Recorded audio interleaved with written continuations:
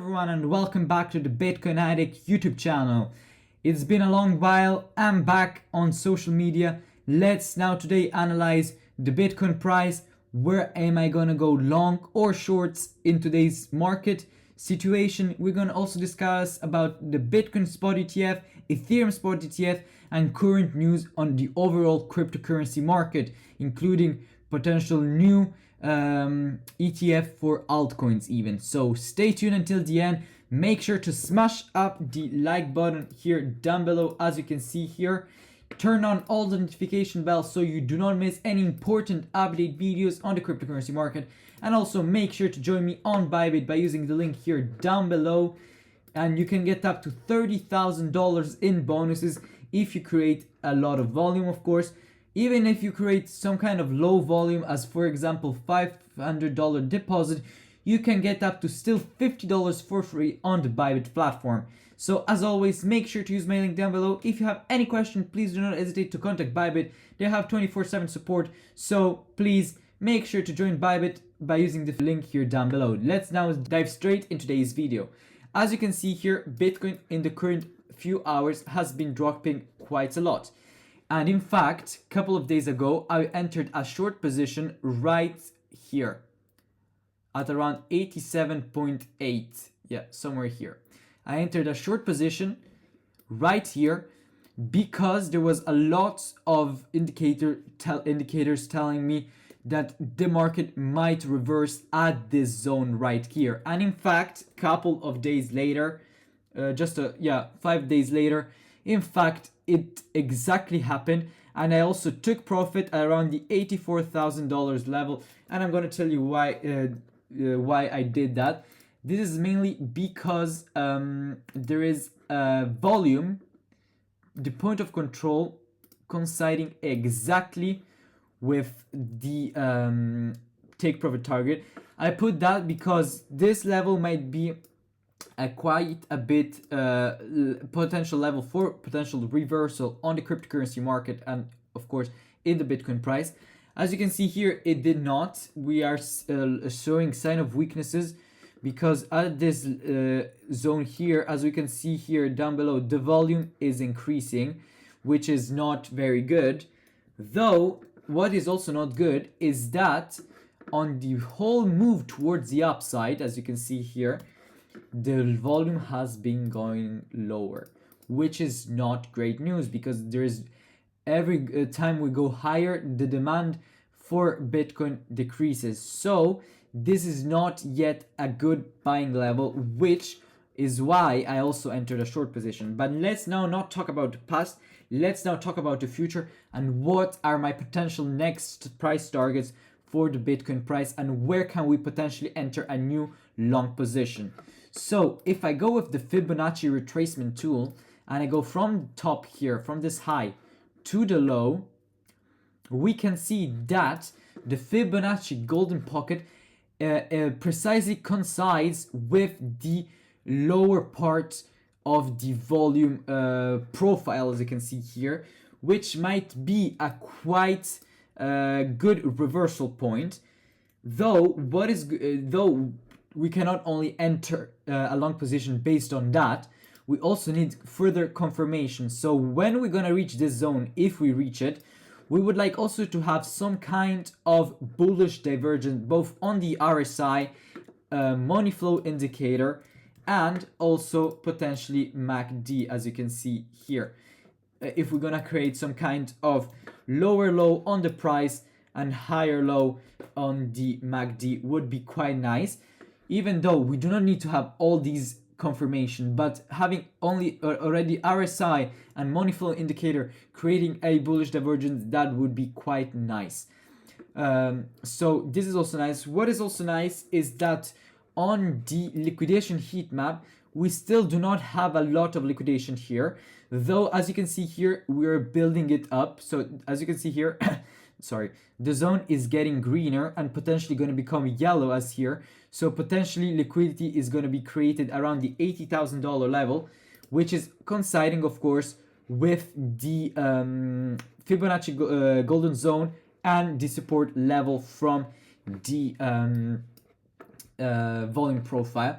So if we have the confirmation both from the RSI with a bullish divergence, money flow indicator, bullish divergence, some kind of bullish news, like some kind of bullish signal that the market is going to show, and we cannot see any kind of weakness in the market when we're going to reach that point. Because if we do not see any reaction at this price point, then Bitcoin is potentially going lower to take out this low. Though also another thing that might increase our chances of making profit by our long position is that this zone is exactly coinciding with a low, which might be also, of course, as I told you before, a liquidity grab point where the price could go right here and then potentially reverse. Though, as I told you, we have to see some kind of bullish signal, and we cannot see any kind of reversal. I would like to have some kind of 1 hour, actually 2 hour candle close above this support line to confirm potentially our long position entry. So what I would do is enter potentially a long position right here, like this. Look, long position right here, stop loss just a bit below the low here, just a bit, and take profit target around the I would say that as a first take profit target around this zone right here. We might even go a bit lower like this, and we have almost a 5 to 1. No,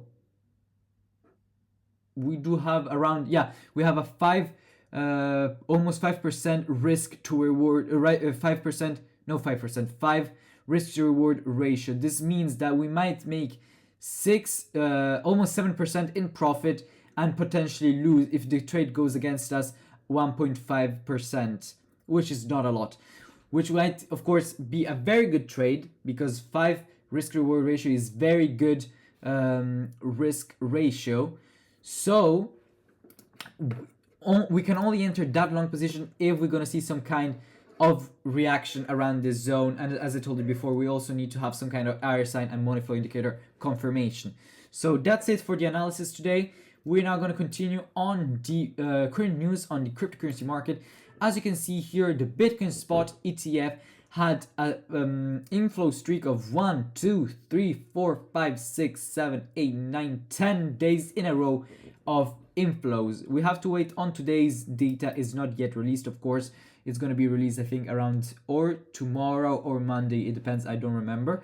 Which is, of course, a great sign because as you can see here, the inflows are quite significant. Almost $274 million worth in Bitcoin here. 209 here was quite low, but as you can see, the numbers are pretty high around the $100 million zone, which is quite good.